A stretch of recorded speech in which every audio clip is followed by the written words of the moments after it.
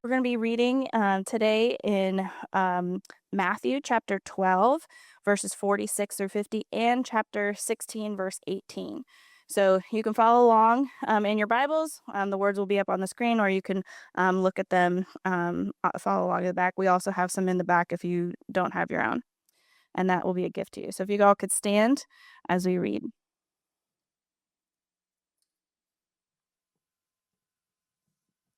Sorry, my place marker went away. Matthew 12:46. While he was still speaking to the people, behold, his mother and his brothers stood outside, asking to speak to him.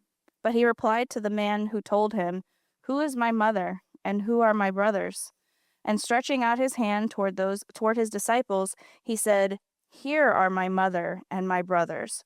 For whoever does the will of my Father in heaven is my brother and sister and mother." Matthew 16:18 says, "And I tell you, you are Peter, and on this rock I will build my church, and the gates of hell shall not prevail against it." This is the word of the Lord. Thanks be to God.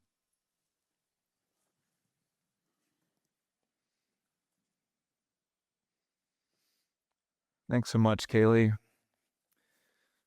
I am one of those of the male persuasion. It's great to be here with you guys again. As we start, just let me give us a moment to pause and be still with God. Something that can be helpful is just imagine you're sitting at a dinner table with somebody you feel at home with, right? Just totally safe. Just enjoy him loving you, you loving him. And as we sit here, if your mind suddenly feels like a snow globe that's shaken up, that doesn't mean you're a bad Christian. It means you're a human being. Okay, so just take a moment to breathe, enjoy being with Jesus as we come before him.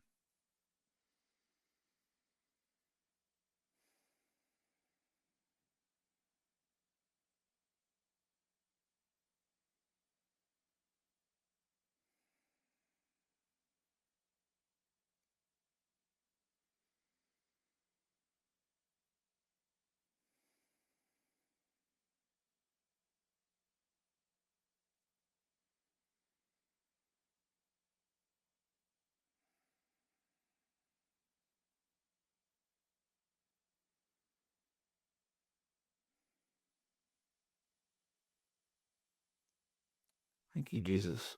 So we're continuing in our series called Credo, Ancient Truth, Present Day Love, where we're looking at the core essentials of what it's always meant to follow Jesus, that the global church is always held to, as summarized in the ancient creeds, two of which are the Apostles' Creed and the Nicene Creed. And so one reason we're doing this is because increasingly we're in a world of noise, where the church has become as entwined with politics, at least in America, as it's ever been, where everyone's an expert on social media. Here's what Christianity is, or here's what Christianity is. So we're just looking at what is the global church always held to as the key things of what it means to follow Jesus. And there's a line in both the Nicene Creed and the Apostles' Creed, which is listing the key beliefs of Christians that says, I believe in the church. I believe in the church. And for many, this sounds like a strange thing to say. And in our cultural moment, there's a sizable mass that would say this is a dangerous thing to say. Where it's increasingly seen as not even maybe necessary, but virtuous to cut ties with the church. Some years ago, I read this book. It's a memoir called Maybe You Should Talk to Someone by Lori Gottlieb. It's a pretty good book if you're looking for some good summer reading. And she's a therapist who goes to see a therapist. And so her memoir chronicles this journey. And what prompts her to go see a therapist is she just went through a really hard breakup. So she had been with a guy for a couple years. She's a single mom. And they'd had multiple conversations about marriage and life together, and everything's tracking well. And so one evening, her boyfriend, I'm saying I don't think it was fiance yet, but her partner at the time suddenly just looks at her and goes, "We can't be together." She goes, "What?" He goes, yeah, we can't be together. She goes, okay. And he goes, see, the thing is, you have a kid. She's like, yes, you've known this. And she goes, I thought you loved me. And he says, oh, I do. I'm madly in love with you, but you have a kid. She's like, yeah, but I come with a kid. And he goes, well, you see, the thing is I've been thinking about this is I like my freedom and I want to be with you, but also I don't want to be trying to read on a Saturday morning. And your son keeps saying, look at the Legos I built. Look at the Legos I built. It's like the thing is, I don't want to have to look at the Legos.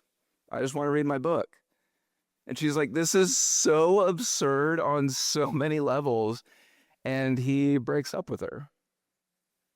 And we hear this and we go, what a jerk. And the thing is, isn't this what we do with Jesus? Where we say, I love you, but this person you're connected to really bothers me. And I don't want to have to put up with them. And Jesus says repeatedly, but I come with a kid. I come with a family. And you can't have me without also having my family. This is really challenging, and this is what Jesus does. He challenges us, and so while also giving us everything we need to follow him. And so let's look at this teaching today, where Jesus gives us the dominant metaphor of the church, which is it's his family, and we'll see these three things about the church. Okay, number one, the church is Jesus' family that's built on grace and filled with hope. Okay, the church is Jesus' family that's built on grace and filled with hope. Okay? So Matthew chapter 12, Jesus is growing in popularity and he's teaching to a packed house. And his mom and his brothers come because they need to talk to him. And so they say, hey, like, we got to get in here, but it's too crowded. We got to speak with Jesus. And then when word trickles in that his mom and brothers are outside, Jesus responds. And now imagine if you're a parent, imagine your child saying this, or say you're really close with one of your siblings. Imagine if they said this. Who is my mother and who are my brothers? And then he places his hand out over all those men and women sitting at his feet. He says, these are my mother and my brothers. I mean, even in our individualistic culture, like if my mom or my siblings heard me say this, like, there'd be hell or high water to pay. And what Jesus is doing here is he's rolling a grenade into everybody's conception of family. And so for the Jews in Jesus' day, family was about blood, family tradition. No outsiders can come in. And so by Jesus defining the family as anyone who's connected to him, he's saying anyone, not just if you're of Israelite ethnicity, anyone can be in my family. And this is why we shrug our shoulders now because we're shaped by Christian understandings of diversity. But at the time, this is why when the early church went forward, it was the first multi-ethnic movement of its kind. This was revolutionary at the time. And why Christianity to this day is like the most diverse multi-ethnic people group in the world. So he challenges Jewish assumptions, saying, my family goes deeper than blood. But he doesn't just challenge ancient Israelite notions of family. He also challenges the surrounding Greco-Roman understanding of the family, which was largely about socioeconomic advancement, especially for the father, the patriarch, where everyone else in this large household, the wife, the children are largely commodities for his social advancement. And so to the Greco-Romans, he says, well, first of all, everyone in my family is of equal worth, whether you're a woman, a servant, a child, or equal in worth. And the family unit, my family, isn't here just for your advancement, right? But it's to be one of where you have bonds of sacrificial love toward one another. And so at the heart of what he's telling everybody is, if you're with me and I'm with you, then it's not just that you should treat those in the church like family, but as family. And for us today, I mean, if we're actually hearing Jesus, we are just as confronted and offended, I think, if we're honest, by what he teaches us about his family and life in the church, largely due to, among other things, philosophical and historical forces. So first, philosophical forces at work. So pre-Enlightenment, we in the West largely operated according to the Lion King mentality, where the heroic arc of Simba is he learns to essentially understand his identity and make his decisions based on the need of the group. It was a very communal understanding of identity and action. Now, post-Enlightenment, most of us, just without even thinking, because it's the air we breathe, operate much more along the lines of an Ariel, Little Mermaid mentality, where like the heroic narrative is it doesn't matter what my family says, what the group says, like to be the hero is to what are my inner feelings and to go after those. And so what happens where we're all shaped by this understanding of if my inner desires conflict with external obligation, whether it's a group, the Bible, anything, there's just no question that my inner desires are going to win and should win. It might even be oppressive for me to ignore my inner desires. And how this can play out in the church is all of us here, me included, we approach the church at least to a degree with this attitude of the church exists to serve me. And so when commitment to the church begins to create friction with my inner desires, when it begins to make demands of me, or it makes demands of my me time, my nuclear family time, where it requires accountability, or it just requires the ongoing emotional fatigue of the many hard conversations that happen in the church, of dealing with difficult people in the church, of being with people in the church who vote differently than we do, we say, no, thank you. Because so philosophically, we have this hard time of actually committing to the church and letting the church commit to us. And also historically, this teaching of Jesus as the church is his family is really challenging because so like when you and I hear family, I mean, probably 99 out of 100 people here think nuclear family, mom, dad, 2.5 kids, and a pet. And yet that's not how the family has looked for most of human history. So for most of human history, including in Jesus' day, the family unit was much more robust. It was called a oikos, or a fictive kinship group, where you did have a mom and a dad and children, but you also had aunts and cousins, grandparents. It was multi-generational. You had patrons and servants and business partners and neighbors all living in this family unit. But when we hear family, we think, nuclear family. And often, what I didn't realize this for a really long time, that like the nuclear family, right? Mom, dad, couple kids in a household unit. It largely comes as a result of a historically freakish phenomenon where you had urbanization, industrialization, among other forces that coalesced together in the 1950s and mid 1960s in the West. And so when you hear family unit, right, that's when we think. But when Jesus is speaking of the family, that's not the assumption that he has. And so when Jesus talks about family, he's not even just challenging our notions of like, because we just assume, oh, the modern nuclear family is the ideal family unit, but he's saying, my family, the church, actually goes deeper than blood. And so, right, how you think about prioritizing the church, right? Because our assumption is, oh, like my priority in my nuclear family is far above that of the church. That's just an assumption that's pretty unique to modern Western culture.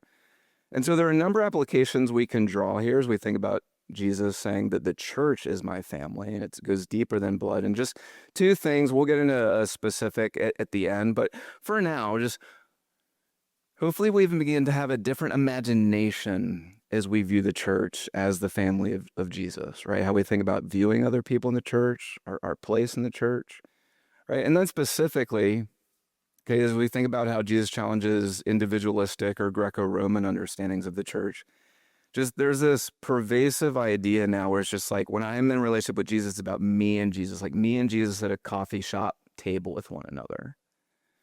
And while Jesus does bring you into such a sweet personal relationship, he does. He brings you into something far more by also bringing you into a family.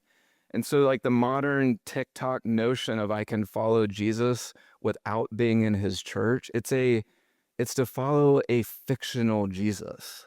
It's to follow a Jesus that doesn't actually exist.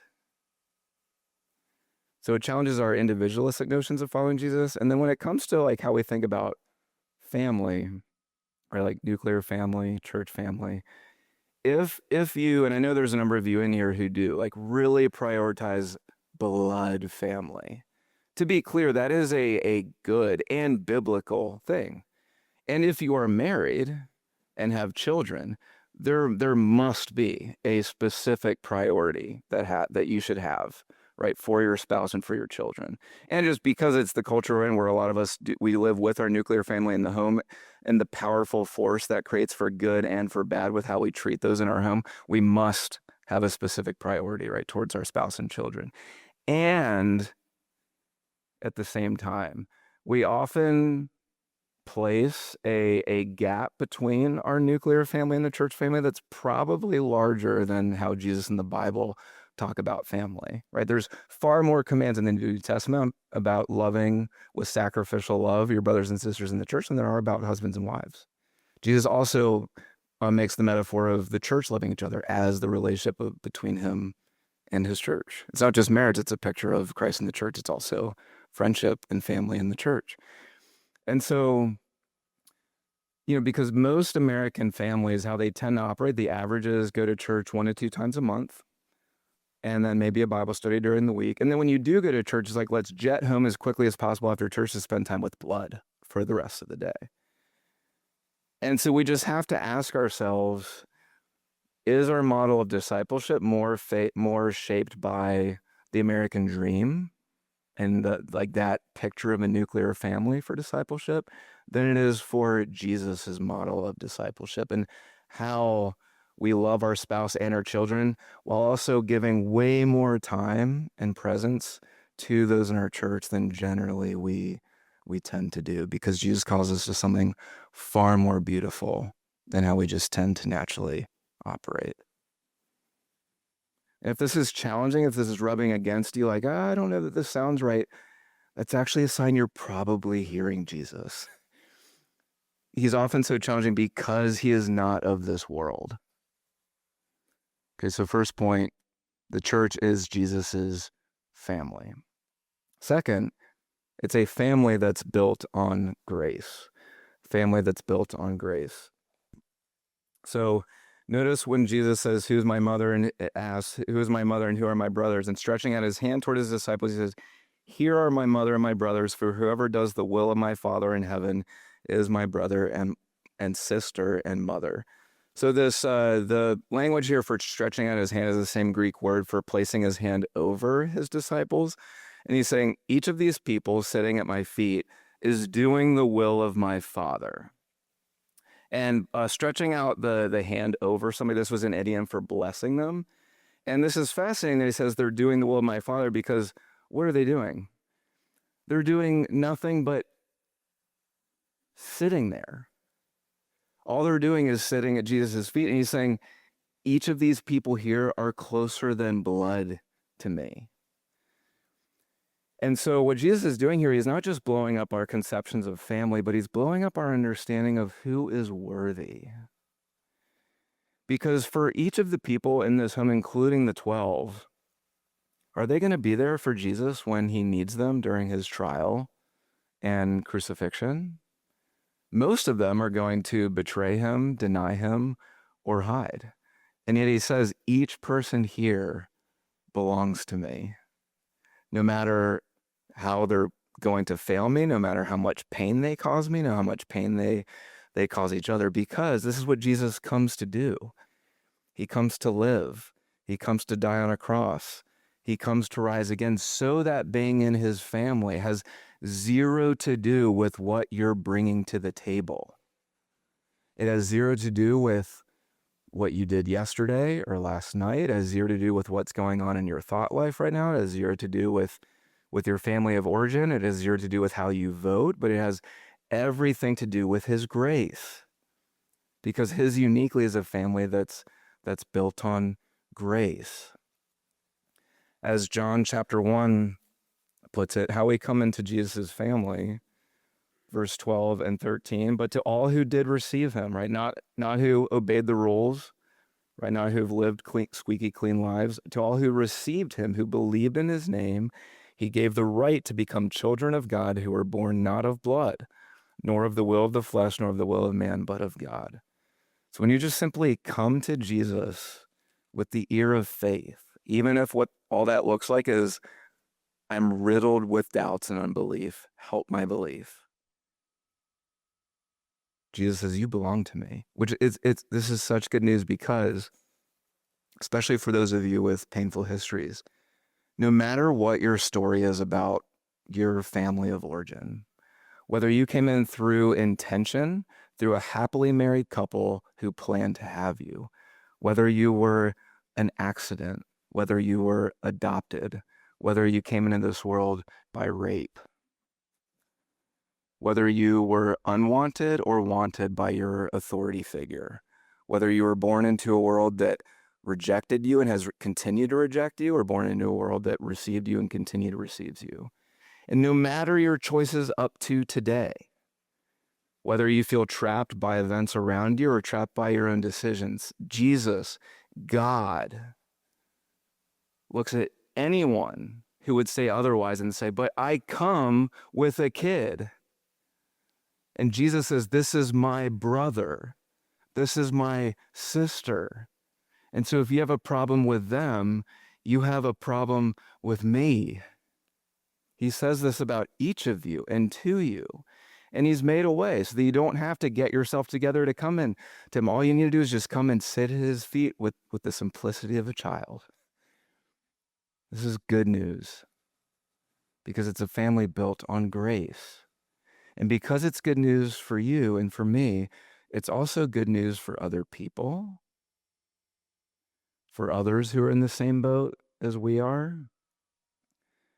which is also challenging.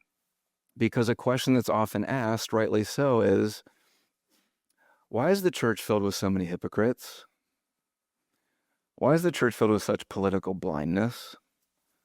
Why does the church so often have abusive power and people who treat others not like Jesus treats them? And the answer is, are you ready? Why is the church such a mess? Because of people like you and people like me. Why are we here? Are we here because we all came from put together families that were emotionally healthy and now we all just walk around with like great ways of thinking and relating to other people? Or are we here because we were brought in by incredible mercy?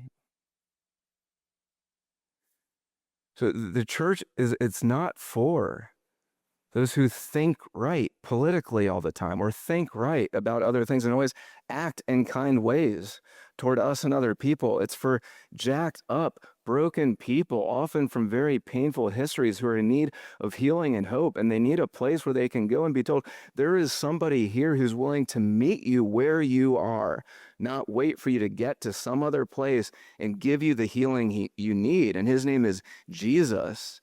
And we as his family are here to sit with you and walk with you. I mean, imagine, to use an analogy from a guy named John Tice, imagine if you go to a doctor, you're like, I'm in a lot of pain or I'm really sick. And she goes, ew, are you contagious?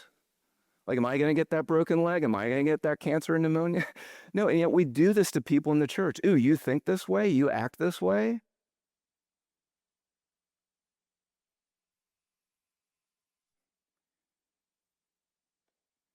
And if we can't love people in other worldly ways, then what are we doing as the church, especially given the mercy and grace that we've received as well?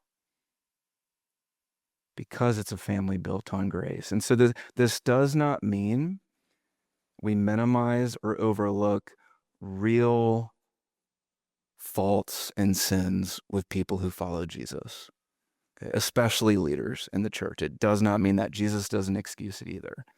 What it does mean is we should be no more closed off to people in the church than Jesus is. We should be no quicker to refuse mercy than Jesus is. And we should be so slow to say, you don't belong here. It's how Jesus treats you and me. And it's how we need to treat other people as well, because it's a family built on grace. It's Jesus' family. It's built on grace, and it's filled with hope. Some years ago, I was in ministry at the time, and I was feeling really discouraged about just things I was reading and saying with respect to the American church. I was having lunch with a couple of my seminary professors, and I just asked them. I said, "Do you guys think there's any hope for the church?" And they paused, and then one of them said, "I sure hope so, because it's the only institution Jesus has pledged himself to." And so, yeah, I think there is. And we see this among other places, but in Matthew chapter 16, so this is shortly after the scene in the crowded house where Peter identifies Jesus as the Messiah when everyone's blind to who he is. And he says in verse 18 of Matthew chapter 16, "I tell you, you are Peter, and on this rock I will build my church, and the gates of hell will not prevail against it." I will build my church. Not you will build my church. Not American evangelicalism will build my church. Not doxology. Not Steve or the elders will build my church. I, the living and resurrected Christ, will build my church, bought by my blood to create a family that goes deeper than blood. And I'm committed to my church. And Jesus is committed to building his church. Please be so careful of allowing your algorithm to define reality for you with respect to the church. And the internet is helpful for exposing some really important things that need to be exposed in the church, for sure. At the same time, for every one story you read about a church leader failing in some way, shape, or form, there are 10 about faithful leaders in the church just sacrificially loving their flock. But these don't make headlines because they're not sexy, clickbaity news stories. Faithful pastor, awesome dad, quietly loves his church for decades in obscurity. These things don't make headlines.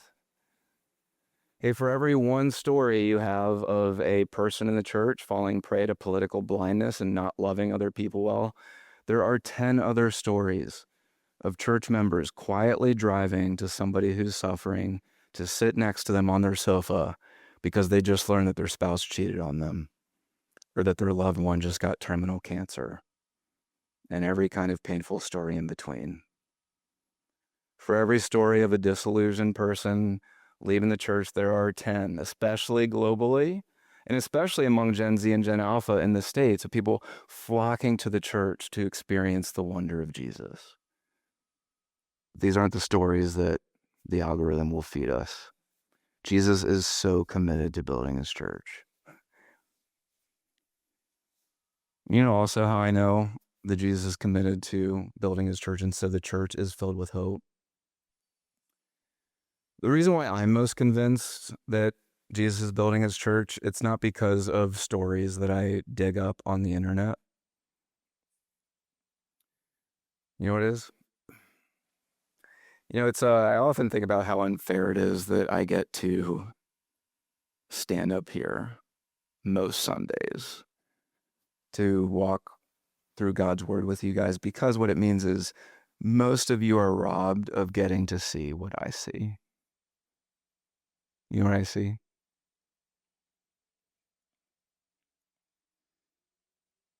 Just look around. Take a moment and look around.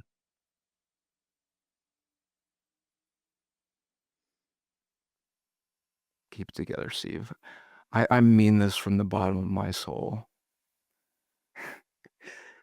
I love waking up on Sunday mornings because what it means is that I get to see in my moments of doubt and pain. I see a group of people who have heard that they are greatly loved by Jesus and brought into a family built on grace and filled with hope, and who continue to fight to believe it. Who've heard that they've been brought into a story called the kingdom of God, and are willing to risk the vulnerability of asking for forgiveness and asking for mercy and giving it to other people. You guys who each live either exhausting or stressful or go through horrifying things in your life and continue to come and sing and eat of the bread and drink of the cup and give real love to other people. People who have loved and carried my family in ways that I can't explain other than through supernatural means and continue to walk alongside one another. When I get to see your faces every Sunday, I see that, yes, Jesus is committed to his church. And you don't have to dig in the news to see, you just have to look around.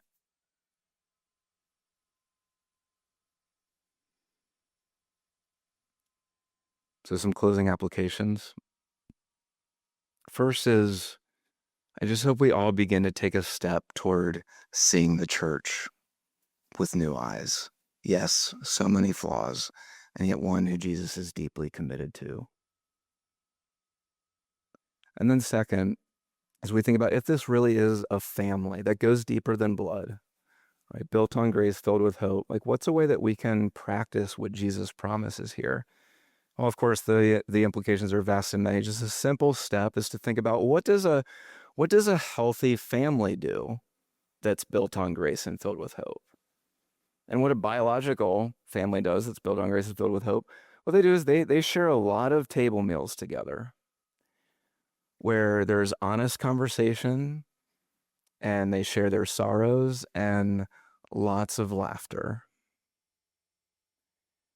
And so for us as the church, a clear implication, we see this is a big part of how the early church got off the ground. It was just through lots of meals with people who are radically different than them, sharing their sorrows and lots of laughs with honest conversation with one another. And for our church, doxology, we just have to look at, okay, what can we control? We can't save the world. We can't fix the problems that you may have with the American church. What we can do is we can also share a lot of table meals with one another. And that's often where a lot of change takes place. And my hope for our church isn't that we have these world-changing strategies or have incredible programs, but we have a group of people who are committed to showing up every Sunday for corporate worship and then just have lots of meals together throughout the week. And so an encouragement and a challenge to each of us here is wherever you're at when it comes to sharing table meals with others in the church, just take another step to have more presence with people. So if currently you do close to 0 table meals a week with people in the church, go for 1 this next month. If you typically do 1 to 2, go 3 to 4. If you typically do 9 to 10, do a couple more. Just don't invite me to your house 15 times. Just kidding, sort of. Because this is how a family operates. And I know, especially if you have young kids, the dinner hour is exhausting.